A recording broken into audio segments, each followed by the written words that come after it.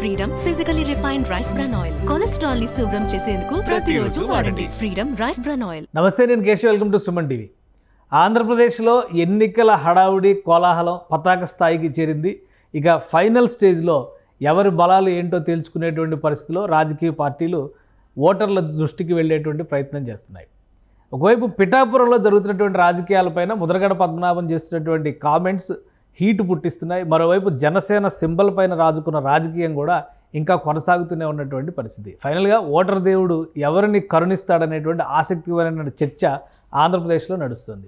జనసేన పార్టీకి ground report ఏ విధంగా ఉంది, పోటీ చేస్తున్నటువంటి నియోజకవర్గాల్లో అలానే కూటమి బరిలో ఉన్నటువంటి చోట్ల ఎలాంటి వాతావరణం ఉంది, ఎలాంటి ఫీడ్బ్యాక్ వస్తుంది, ఈ అంశాలపైన విశ్లేషణ చూద్దాం. మనతో పాటు ఉన్నారు జనసేన పార్టీ అధికార ప్రతినిధి రజనీ గారు. రజనీ గారు నమస్కారం. నమస్తే అండి. రజనీ గారు, ఏంటి అసలు ఓవరాల్ గ్రౌండ్ రిపోర్ట్ తీసుకునే ముందు ఫస్ట్ మీ అధినేత బరిలో ఉన్నటువంటి పిఠాపురం చుట్టూ రాజకీయం నడుస్తుంది. ముద్రగడ పద్మనాభం గారు రోజుకు ఒక స్టేట్మెంట్ ఇస్తున్నారు. ఇవాళ ఆయన కుమార్తె కూడా రియాక్ట్ అయ్యారు. ఏంటి జనసేన పార్టీ అసలు ఈ స్టేట్మెంట్స్ని కానీ ఆయన చేస్తున్నటువంటి కామెంట్స్ని కానీ ఏ కన్సిడరేషన్లో చూస్తుంది? సార్, ఆయన పద్మనాభ రెడ్డి అనే కంటే పద్మనాభ సింహ అని ఒక సినిమా వచ్చింది చూడండి గతంలో. అలాగే ఆయన మాకు పద్మనాభ సింహంలా కనబడుతున్నారండి. ఎందుకంటే ఈరోజు ఆయన గర్జిస్తుంటే కనీసం వాళ్ళ పిల్ల సైతం భయపడట్ల. ఇంకా పవన్ కళ్యాణ్ గారు భయపడాలని ఎలా కోరుకుంటామో మాకైతే అర్థం కాదు.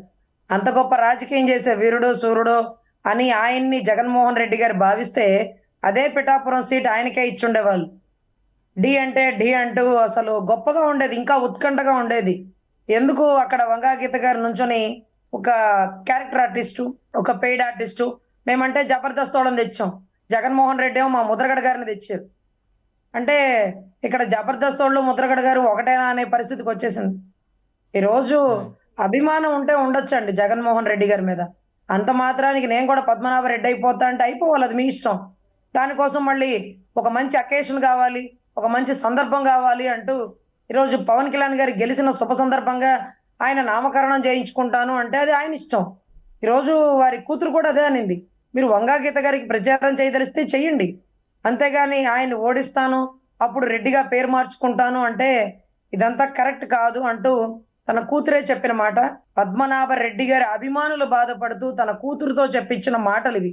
అమ్మా, నాన్నగారు చేసిన పని కరెక్ట్ గా లేదు, నాన్నగారు శృతి మించిపోతున్నారు, వైసీపీ మాయల మరాఠీలో పడిపోయారు, జగన్ మాయలో కొట్టుకులాడుతున్నారు, నాన్నగారు ఇచ్చే స్టేట్మెంట్ల వల్ల మేము తలెత్తుకోలేకపోతున్నాం అమ్మా అంటే ఆయన సహచరులు సన్నిహితుల మాటలు విని ఆ బిడ్డ ఈ రోజు బయటకు వచ్చి, నాన్నగారు మీ వెనకాల ఉండేవాళ్లే బాధపడుతున్నారు, మన దగ్గర పనిచేసే వాళ్ళు మన అభిమానులు, మీరంటే ప్రాణం పెట్టే వాళ్ళు కూడా ఈ రోజు మీరు ఈ మాట అన్నందుకు అంటే ఒక సవాల్ విసిరారు. ఇప్పుడు ఆయన పద్మనాభ రెడ్డి గారిగా మారుతారా, పద్మనాభ చౌదరి గారిగా మారుతారా, ఇక అది ఆయన ఇష్టం. కానీ ఒక సవాల్ విసిరారు. గ్రౌండ్ రిపోర్టు పవన్ కళ్యాణ్కి పూర్తి వ్యతిరేకంగా ఉంది, ఆయన ఓడిపోతున్నారు, ఆయన ఓడిపోకపోతే పేరు మార్చుకుంటా అంటే పేరు మార్చుకుంటారో కులం మార్చుకుంటారో, అది కూడా ఆయన చాయిస్. కాబట్టి ఆ నెక్స్ట్ వర్షన్ తీసేద్దాం. ఫస్ట్ వర్షన్ ఏంటంటే పవన్ కళ్యాణ్ గారు ఓడిపోతున్నారు అన్నారు. పిఠాపురంలో ఏముంది అసలు యాక్చువల్ గ్రౌండ్ రిపోర్ట్ ఏంటి? మీరు అన్ని కాన్స్టిట్యున్సీస్ తిరుగుతున్నారు కదా, మీకున్న సమాచారం? అన్ని కాన్స్టిట్యున్సీకి తిరుగుతున్నాను సార్. ఏ రోజు పిఠాపురంలో అడుగు పెడతానా అని మనస్ఫూర్తిగా ఎదురు చూస్తున్నాను. రాగల 2-3 రోజుల్లో ఖచ్చితంగా అక్కడికి వెళ్తాను. ఈలోపు సినిమా తారలు, అదే రకంగా జబర్దస్త్ సంబంధించిన ఆర్టిస్టులు, నాగబాబు అన్న గారి భార్య వరుణ్ తేజు, వీళ్ళందరూ తిరుగుతూ 2 చేతులు పట్టుకుంటే, తల్లి మీరు అడగాల్సిన పని లేదు, ఒకసారి చేసిన తప్పుకే సిగ్గుతో తలదించుకుంటుంది ఈ రోజు కులం. దయచేసి మీరు మళ్ళీ ఓటేయమని అడగద్దమ్మా, మా బాధ్యతగా ఏపిస్తాం ఓట్లు దగ్గరుండి, మా దేవుణ్ణి మేమే గెలిపించుకుంటాం.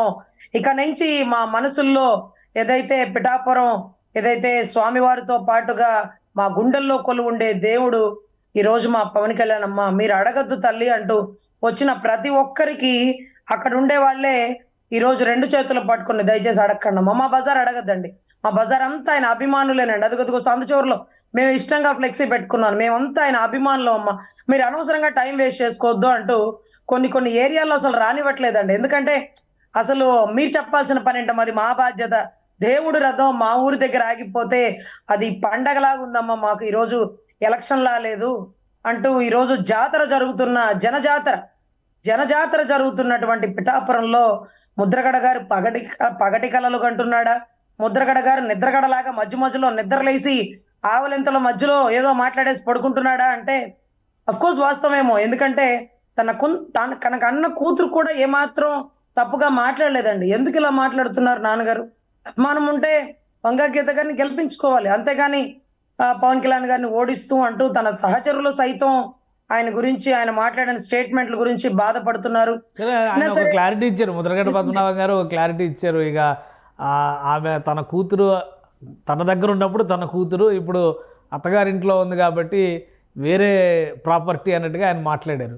కాబట్టి ఆ మాటలు పెద్దగా పట్టించుకోవాల్సిన అవసరం లేదు, ఎవరో వెనకుండి రెచ్చగొట్టి పెయిడ్ ఆర్టిస్టులు మాట్లాడిస్తున్నారు అన్నారు. సో దాని గురించి అంత సీరియస్గా తీసుకోవాల్సిన అవసరం ఉందా? వాళ్ళ ఫ్యామిలీ మ్యాటర్ కింద దాన్ని చూస్తానికి అవకాశం లేదా? కన్న తండ్రి ఏంటి బిడ్డని ఒక ప్రేమగా అభిమానంగా ఉండాలి, బాధ్యత అనుకుంటే కూడా తప్పు అనుకునేటటువంటి మా లాంటి ఆడబిడ్డలం ఈరోజు తండ్రి ఒక బిడ్డని ప్రాపర్టీతో పోల్చాడు. అతని ప్రాపర్టీని పక్కన వాళ్ళకి అమ్మేశాడట. సో ఈ ప్రాపర్టీ మీద నాకు హక్కు లేదు అంటున్నాడు. ఈ రోజు కొడుకైతే హక్కు ఉంటదంట. అంటే హరిరామయ్య జోగయ్య గారు కొడుకు మాట్లాడినప్పుడు దానికి హరిరామయ్య జోగయ్య గారిని తిట్టండి, కానీ ముద్రగడ గారి కూతురు మాట్లాడినప్పుడు ముద్రగడ గారిని అనకండి, ఇది నా ప్రాపర్టీ కాదు, నేను పక్కన వాళ్ళకి అమ్మేశాను అంటున్నటువంటి ధోరణి ఆడవాళ్ళని కించపరుస్తున్న పరిస్థితి. ఈ రోజు తన బిడ్డనే ప్రాపర్టీ అన్నాడు, వంగా గీతనేమంటారు? సేల్డ్ ప్రాపర్టీనా, డీమ్డ్ ప్రాపర్టీనా, ట్రాన్స్ఫర్ ఆఫ్ ప్రాపర్టీనా? ఏంటి సార్ ఈ పదాలు? నా బిడ్డ ఆడబిడ్డే గాని ఈడబిడ్డ కాదు అంటే ఒక తప్పు లేదు. బిడ్డని ప్రాపర్టీతో పోల్చినటువంటి దౌర్భాగ్యుడు మాటల్ని ఈరోజు ఏ రాష్ట్ర ప్రజలు పట్టించుకోవాల్సిన పరిస్థితి లేదండి. తన కన్న కూతురే తండ్రిని ఒక్క మాట అనలేదు. పవన్ కళ్యాణ్ మీద అభిమానం పొంగినా తన తండ్రిని కించపరచల. వైసీపీ అవసరానికి ఉంచుకొని వాడేసి వదిలేసిద్ది. ఇది మా నాన్నగారికి ఇంకా తెలియట్లేదు, ఎందుకు శృతి మించిపోతున్నారు, ఎందుకు ఇలాంటి స్టేట్మెంట్లు ఇస్తున్నారు అనిందే గాని నా తండ్రి transferred property, deemed property, YCP Jaganmohan Reddy sealed property అని అనలేదండి. ఒక వయసు మీరినటువంటి వ్యక్తి మాట్లాడిన మాటలని మేము పట్టించుకునే పరిస్థితిలో లేదు. ఎంత చెడ్డా మా కాపు కులమే, మేము కూడా ఏమి అనలేని పరిస్థితి. ముద్రగడ గారిని మళ్ళీ ఎలక్షన్ అయిపోగానే నిద్రపోతారు వెళ్ళిపోయి ఆయన.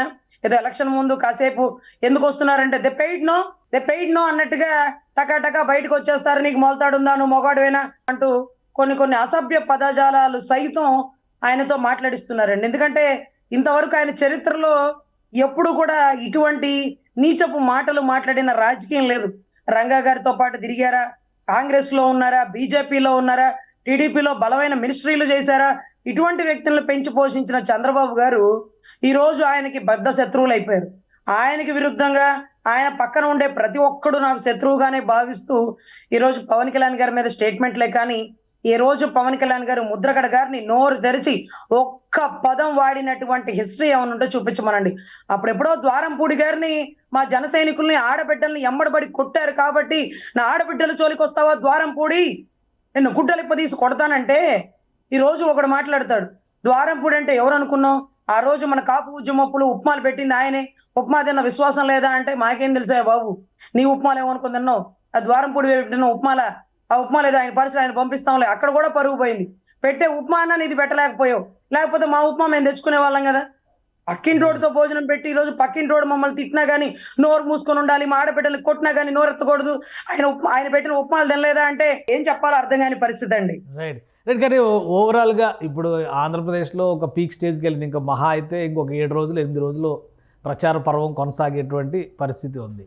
ఇప్పుడు ఏంటి గ్రౌండ్ రిపోర్ట్ ఏంటి? ఇంకా జనసేన పార్టీ సింబల్ పైన స్పష్టత రాలేదు, అటు కోర్టు పరంగా కానీ ఇటు ఎలక్షన్ కమిషన్ పరంగా కానీ. ఇది ఒక గందరగోళ స్థితిని కూడా సృష్టిస్తుంది అనేటువంటి అభిప్రాయం ఉంది. ఏం చెప్తారు? సింబల్ గురించి క్లారిటీ వచ్చేసినట్టేనా? ఏమన్నా క్లారిటీ ఇవ్వగలుగుతారా మీరు? సార్ ఈరోజు రాష్ట్ర ఎలక్షన్స్ ని శాసిస్తుంది గ్లాస్, పగిలే కొద్దీ పదునెక్కిద్ది అనే కొటేషన్ తో ఈరోజు టీడీపీ ఓట్ బ్యాంకింగ్ లక్ష ఇచ్చినా పక్కకు పోదండి. మనం ఎంత చేసినా కూడా వైసీపీ ఓట్ బ్యాంకింగ్ అక్కడక్కడ తగ్గిందేమో కానీ చలించకుండా అంతే ఉందండి. ఇకపోతే జనసైనికులు ఎటుంటే అటే గెలుపు. అందుకనే రాష్ట్ర ఎలక్షన్స్ మొత్తం కాపుల చుట్టూ నిండుతుంది. రాష్ట్ర ఎలక్షన్స్ లో స్టార్ క్యాంపెయినర్ గా వంగవీటి రాధా గారే తిరుగుతున్నారు. వీటన్నిటికంటే మించి ఈ గ్లాసు కనపడిన ప్రతిసారి అవ్వో తాతో కన్ఫ్యూజ్ అయ్యి సైకిల్నో పుష్పాన్న వదిలేసి ఈ గ్లాసు గుద్దేస్తారేమో, ఈ గ్లాసుని తీసుకురాకూడదు, ఏదైతే 21 చోట్లే తప్ప మిగతా చోట్ల గ్లాస్ ఉండకూడదు, జనాలు కన్ఫ్యూజ్ అవుతారంటూ వెళ్ళిన చోట్ల ఇదిగోమ్మ కమలం గుర్తు, ఇదిగోమ్మ సైకిల్ గుర్తు, తప్ప ఇంకేమీ చూడకూడదు అంటున్న ప్రచారం ఇంకా ముమ్మరం చేసింది. కానీ ఎలక్షన్ కమిషనరు ఇంత గొప్పగా శాసిస్తున్న గ్లాసు, ఈ గ్లాసుకి ఈ రోజు మోడీ గారి దగ్గర అపాయింట్మెంట్, ఈ గ్లాస్ కి ఈ రోజు అమిత్ షా గారి దగ్గర అపాయింట్మెంట్, ఈ గ్లాసు ఈ రోజు టీడీపీని బీజేపీని కలపగలిగింది. ఈ గ్లాసు ఒక కూటమిలో అభ్యర్థులను 175 చోట్ల గెలిపించబోతుంది ఈ గ్లాసే. అటువంటి గ్లాసు 21 చోట్ల కాకుండా మిగతా చోట్ల ఉంటే కన్ఫ్యూజ్ అయ్యే వాతావరణం నెలకొందని ఎలక్షన్ కమిషనర్ కూడా తెలుసు.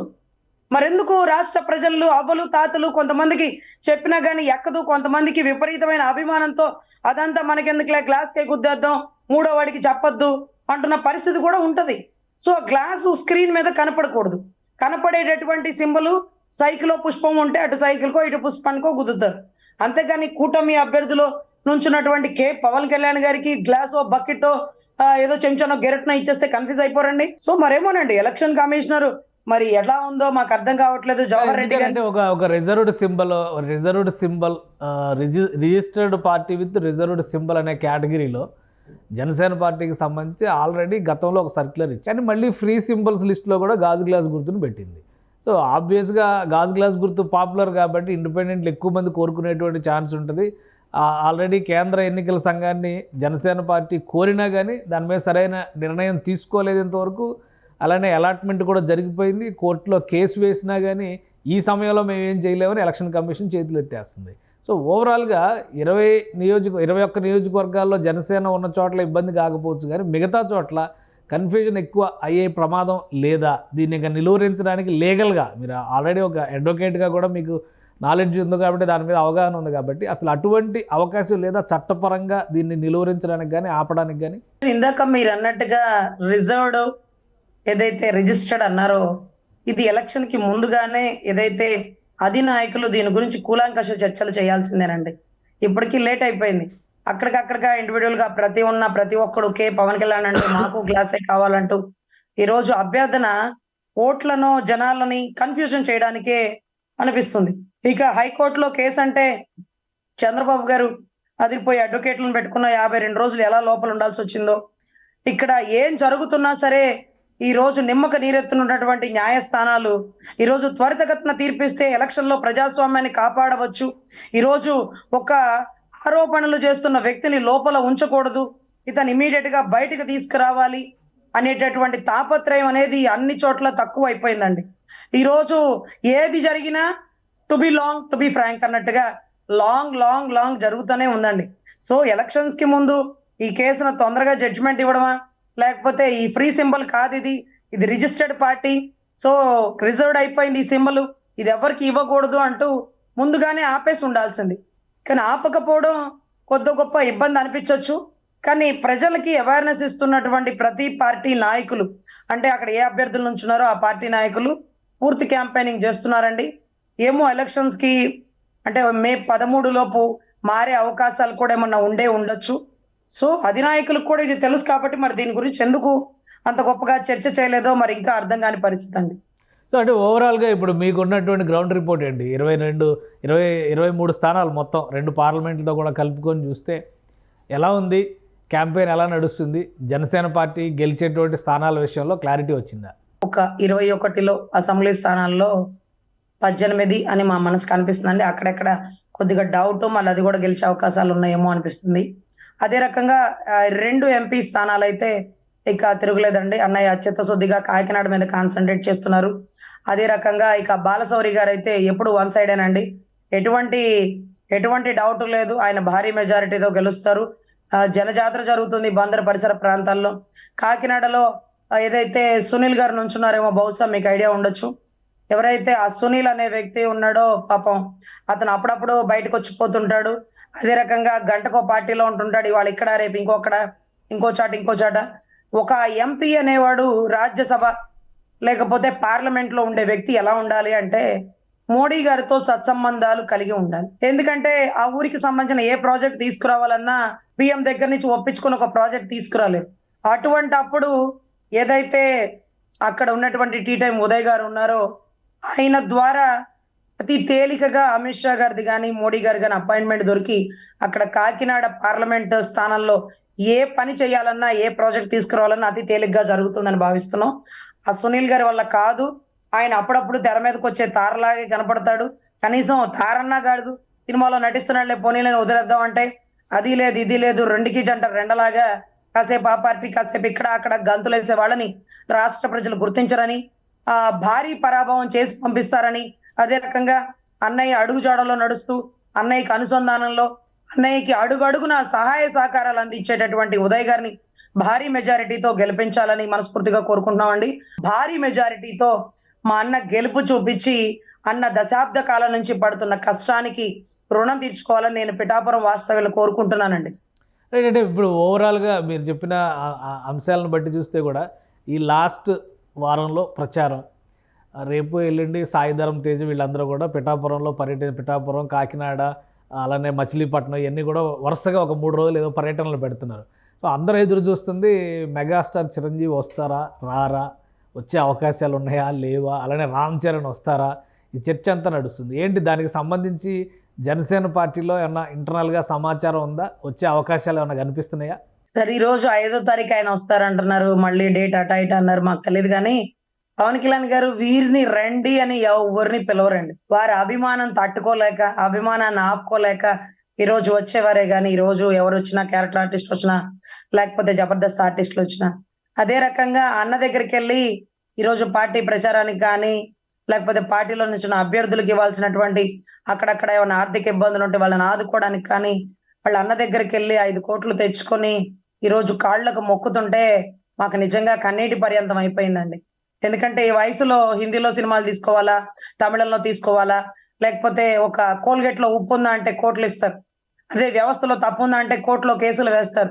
ఒక థమ్సప్ బ్యాడ్ కానీ, ఒక ఎవరెస్ట్ మసాలకు కానీ, ఒక చెప్పులకు కానీ, ఏ షాపు మాల్ ఓపెనింగ్ కానీ రాని నా అన్న, డబ్బు మీద ధ్యాస లేని నా అన్న సేవా దృక్పథంతో రాజకీయంలోకి వస్తే ఆయనకి జరిగిన అవమానం నిజంగా వర్ణనాతీతం అండి.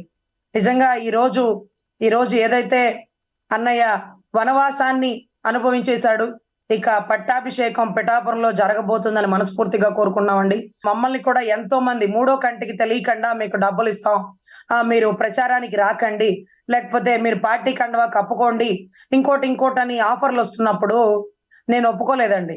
కానీ అప్పుడు ఇంకొక ఆఫర్ వచ్చిందండి. సరే, మీరు కండవా కప్పుకోవడానికి ఆలోచిస్తున్నారు, 3వ కంటికి తెలియకుండా చెప్తాము, మీకు బాగలేదని రెస్ట్ తీసుకోండి అంటున్న తరుణంలో నేను అన్నాను, ఒకవేళ 3వ కంటికి తెలియదు, నేను బాగలేదని రెస్ట్ తీసుకుంటాను, కానీ నా మనస్సాక్షికి తెలుసు నా అన్నని మోసం చేశానని, నా మనస్సాక్షికి తెలుసు నా అన్న పిలిచి నాకు పదవి ఇచ్చాడని, అంతకంటే జన్మం ఇంకొకటి ఉండదమ్మా అంటూ ఈరోజు ఎంతో మందికి నా స్వహస్త్రాలతో నేనే వాళ్ళు ఇచ్చిన కండవాలో డబ్బులో వెనక్కి పంపించినటువంటి పరిస్థితులు ఉన్నాయండి. ఈరోజు మీడియా ముందు వాళ్ళందరికీ చెప్తున్నాను, నేనే కాదండి, నాలో జన సైనికులు ఎవరున్నారో ఏ ఒక్కరిని మీరు కొనలేరు. ఎందుకంటే మా అన్న చేసిన త్యాగం, అతన్ని ఆయన తగ్గించుకున్న ప్రతిసారి మా కళ్ళమ్మ నీళ్ళు వచ్చేస్తాయండి. ఆయన ఎవరన్నా పొగుడుతుంటే మేము అస్సలు ఓర్చుకోలేమండి. ఆయన ఒక్కళ్ళని పొగిడేదేంటి, ఆయనే పొగడ్తలకి ఈరోజు రారాజు. అసలు పవర్ స్టార్ అంటే పేరులో ఎక్కడో ఇచ్చే పవర్ కాదు, ఆయన పేరులోనే ఉంది పవర్, ఆయన మాటల్లో ఉంది పవర్, ఆయన చేతల్లో ఉంది. ఈరోజు మా అధినాయకుడే మాకెప్పటికీ హీరోనండి, మా గుండెల్లో ఆయన ఎప్పటికీ సీఎం స్థాయినండి. ఇలా చాలా మంది కాపులను కూడా కొనదలిచారని చెప్పారండి. అన్నని మోసం చేసే సోదరులు ఎవ్వరు ఉండరండి. సో ఖచ్చితంగా భారీ మెజారిటీనే కాకుండా 130 చాట్ల కూటమి గెలవబోతుంది. కొన్ని చాట్ల ఏదైతే కమ్మ కాపు కలిసే ఇబ్బందులు ఉన్నప్పటికీ అధినాయకుడు ముఖం చూసి తగ్గుకొని, తలదించుకొని, తల వంచుకొని, తప్పించుకొని మేము ప్రచారంలో ముందుకు వెళుతున్నాము. మా అధినాయకుడు మాకిచ్చిన ఆదేశాన్ని శిరసా వహిస్తాము. తర్వాత మేము ఎన్ని అవమానాలు ఎదుర్కొన్నాం, ఎన్ని ఇబ్బందులు పడ్డారు, నా సోదరిని నా సోదరులు ఎంత ఇబ్బంది పెట్టారని మా అన్న ఖచ్చితంగా తెలుసుకున్నాడని భావిస్తూ వాళ్ళు ఇచ్చే డబ్బులకి లొంగకుండా, వాళ్ళ బెదిరింపులకి వంగకుండా మేము మా అన్నకి ప్రచారం ఎవరు అట్లా ఆఫర్ చేసే వాళ్ళు ఎవరున్నారు? ఎందుకంటే చాలా మంది జనసేన నుంచి కూడా పార్టీలు మారారు, జెండాలు మార్చుకున్నారు, కప్పుకున్నారు, ఆల్రెడీ అన్ని చూస్తున్నాం మనం. ఎవరు మీకు అట్లాంటి ఆఫర్లు ఎవరు ఇచ్చారు? ఇక్కడ విడుదల రజనీ గారి వర్గం కూడా భారీ ఆఫర్లు మాకు మొగ్గు చూపారండి. 3వ కంటికి తెలియకుండా గుంటూరులో ప్రచారం చేయకుండా ఉంటే చాలు, మీకు బంపర్ ఆఫర్ ఇస్తామని. అమ్మా 3వ కంటికి సిటీ ప్రెసిడెంటే మారిపోయాడు కదా, విడుదల రజనీ గారి దగ్గరికి వెళ్ళి కూర్చున్నారు కదా, గుంటూరు సిటీ ప్రెసిడెంటే, జనసేన పార్టీ అధ్యక్షుడే వెళ్ళి కూర్చున్నారు కదా. సార్ అందరినీ కొనే ఆ కాడికి జాబితాలో మీకు కూడా ఆఫర్ ఇచ్చారా? మా మూడో కంటికి తెలియదు అన్నాడు. మా మనసాక్షి ఒకటి ఉంటదండి. నేను అడిగితే అన్న పిలిపించాడా, నేను అడగకుండా నాకు ఇచ్చిన పదవి సార్. ఆయన్ని మోసం చేసిన బతుకే మాది బతుకు కాదు. మేము ఖచ్చితంగా చచ్చే చివరి వరకు మా అన్న జెండా మోసిన ఉన్నంత వరకు ఆ జెండా నీడలోనే మేము మెసులుతాము, నడుస్తాము అంటూ చెప్పడం జరిగిందండి. ఈరోజు భయంకరమైన ఆఫర్లే కాదండి, ఈరోజు కొన్ని బెదిరింపులు కూడా ఉంటుంటాయి. రేపు ప్రభుత్వం వచ్చాక మీరు ఎక్కడుంటారో తెలుసా అని. రేపు ప్రభుత్వం వచ్చాక లేకపోతే ఇంకోటి అంటే ఇంకా కూడా మీ ప్రభుత్వం వస్తుందన్న పిచ్చి భ్రమలో ఉన్నారంటే మీరు ఇక పగటి కలలు కనడం, పట్టపగలే చుక్కలు లెక్కేసుకునే పరిస్థితి అండి. కూటమి గెలవబోతుంది. చంద్రబాబు గారు ముఖ్యమంత్రిగా ప్రమాణ స్వీకారం చేయబోతున్నారు. మీరు పక్క దేశాలకే పోతారా, దేశాల్లో దీవుల్లో దాక్కుంటారా, అది మీ ఇష్టం. ఎట్టి పరిస్థితుల్లో నికాసైన జన సైనికుణ్ణి, నిజాయితీపరుడైన జన సైనికుణ్ణి, ఒక అధినాయకుణ్ణి అభిమానించే జన సైనికుణ్ణి కొనలేరండి. నేను ఇక్కడ ఏం చెప్తున్నానంటే సైనికుణ్ణి అంటున్నాను కానీ నాయకుణ్ణి అనట్ల. ఎందుకంటే అక్కడక్కడ ఎమ్మెల్యే అవ్వాలనుకున్న వాళ్ళు అవ్వలేనప్పుడు కొద్దో గొప్ప వెనక్కి తగ్గి అవతలోడు ఇచ్చిన పేమెంట్ తీసుకొని పక్కకు వెళ్ళిపోవచ్చు. కానీ మేము కార్యకర్తలం సార్, మేమేమీ ఆశించి రాలేదు. అన్నయ్య అడుగుజాడల్లో ఆదర్శాల వెనకాల నడవాలని వచ్చాం. సో మాకు ఏ ఆశలు లేవు కాబట్టి అన్న ఆశే మా ఆశ. అన్న వచ్చే ఆశ వచ్చే అనగానే మేము ఎక్కడున్నా రోమాలు లెక్క పొడుస్తాయండి. అవతలోడు ఇచ్చిన పేమెంట్ కూడా విసిరేసి ఆ పాటకి డాన్స్ వేసుకుంటూ వెళ్ళిపోయే నా జన సైనికులు ఉన్నంత వరకు మా అన్న ఎప్పటికీ తగ్గడండి. ఎక్కడ నెగ్గాలో కాదు, ఎక్కడ తగ్గాలో తెలిసిన వాడు మా అన్న. ప్రైమ్ మినిస్టర్ వస్తున్నారు, 6-8 తారీఖుల్లో షెడ్యూల్ ఖరారైంది, ఆంధ్రప్రదేశ్ విజిట్ అంటున్నారు. సో ఆ సందర్భంలో ఏమన్నా మెగాస్టార్ చిరంజీవి గారు కూడా వచ్చే అవకాశాలు ఉన్నాయా? సరే ఒకళ్ళు వస్తేనే తట్టుకోలేమో, మళ్ళీ ఇద్దరు ఒకేసారి వస్తే ఇంకా తట్టుకోగలవా అంటూ. చిరంజీవి గారు అయితే మాత్రం ఖచ్చితంగా పిఠాపురం వస్తారండి. ఎందుకంటే ఈ రోజు ఏదైతే మొండివాడు, రాజు కంటే మొండివాడు గట్టివాడు అంటూ ఈరోజు చిరంజీవి గారు ఎప్పుడు ఒకటే అంటారంట, మనకి తెలియని రాజకీయాలు, ఈ అవమానాలు మనం ఎదుర్కోలేవు, మన కుటుంబంలో ఎవరు రాజకీయం చేసిన వాళ్ళు లేరు అంటూ అప్పట్లో ప్రజారాజ్యాన్ని కాంగ్రెస్ లో కలిపేస్తున్నప్పుడు యువరాజ్యం అధినేత అయినటువంటి పవన్ కళ్యాణ్ గారు నేను ఆ పార్టీని కాపాడుకుంటా వస్తాను అంటే మధ్యలో కుట్రకోణంతో డొక్కు స్కూటర్ మీద వెళ్లే కన్నబాబు ఏదైతే అన్నకి తమ్ముడికి కూడా గొడవలు పెట్టే ప్రయత్నం చేశారట. సో ఆ టైంలో ఏదైతే పవన్ కళ్యాణ్ గారిని చిరంజీవి గారికి అపాయింట్మెంట్ కూడా ఇవ్వనివ్వలేదట. వద్దు చిరంజీవి గారు, కళ్యాణ్ బాబుకి పార్టీని అప్పచెప్పొద్దు, కళ్యాణ్ బాబు నడపలేడు, కళ్యాణ్ బాబు అది ఇది అన్నాడట. కానీ ఆ టైంలో చిరంజీవి గారు మళ్ళీ కళ్యాణ్ బాబు లేని భారాన్ని ఎత్తినేసుకుంటాడు, ఇబ్బంది పడతాడని ఒకే ఒక్క దృష్టితో కాంగ్రెస్ లో విలీనం చేయడం జరిగిందట. ఇది స్వయంగా కళ్యాణ్ బాబు గారు నాతో కలిసినప్పుడు 40 నిమిషాలు మాట్లాడినప్పుడు చెప్పిన పదాలండి. అదే రకంగా ఈ రోజు ఏదైతే అవమానించినటువంటి కన్నబాబు ముందే ఒక ప్రత్యేక పార్టీలో, ఒక జనసేన పార్టీలో జన జాతర చేస్తూ ఈ రోజు మోడీ గారిని సైతం మెప్పించి ఆయన మనసును దోచుకొని నా వెనకాల పవన్ జీ ఉన్నారంటే ఈ రోజు రాష్ట్ర రాజకీయాలే కాదండి, జాతీయ అంటే నేషనల్ రాజకీయాలని కూడా శాసించగల నాయకుడు ఈ రోజు పవన్ కళ్యాణ్ గారు అంటూ ఎక్కడ పడిపోయాడో అక్కడ లేచాడండి. ఎందుకంటే ఒకవైపు గెలుపులో ముందుకు వెళ్ళడం కాదండి, ఓడిపోయిన తర్వాత గెలవడం ఉంది చూడండి, అప్పుడే కిక్ ఉంటుందండి. ఊరికే చేస్తే ఏముంటుందండి. Right right thank you Rajani garu, మీ అభిప్రాయాలను తెలియజేసినందుకు. ఇది ఆంధ్రప్రదేశ్లో జనసేన పార్టీ ప్రచార పర్వంలో దూసుకుపోతుంది. సింబల్ విషయంలో కొన్ని గందరగోళాలు ఉన్నప్పటికీ కూడా ఆ సింబల్ని వీలైనంత ఎక్కువ మంది ప్రజలకి చేరేలాగా జాగ్రత్తలు తీసుకున్నారు. అలానే నరేంద్ర మోడీతో పాటు మెగాస్టార్ వస్తే ఇక అంతకంటే సంతోషకరమైనటువంటి రోజు ఉండదు జన సైనికులకి అనే మాట చెప్తున్నారు. మరోవైపు జన సైనికుల్ని, జనసేన నేతలను కూడా ప్రలోభపెట్టేటువంటి ఎత్తుగడలు చివరి నిమిషం ప్రయత్నాలుగా ఆంధ్రప్రదేశ్ రాజకీయాల్లో జరుగుతున్నాయి. నిజమైన జన సైనికులు వీటిని తిరస్కరిస్తున్నారని ఆమె చెప్తున్నారు. ఇది special discussion. Keep watching. Suman టీవీలో మీ పర్సనల్ అండ్ బిజినెస్ ప్రమోషన్స్ కోసం కింది నెంబర్కి కాంటాక్ట్ చేయండి.